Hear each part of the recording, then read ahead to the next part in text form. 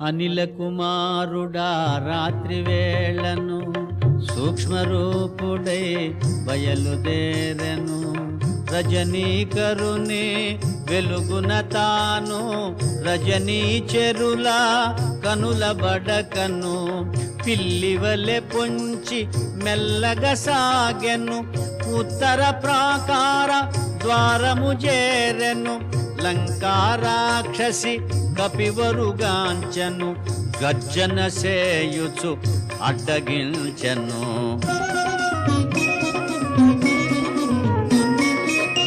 కొండకోనలా తిరుగాడు కోతివి ఈ పురికి ఏ పనికై వచ్చితివి.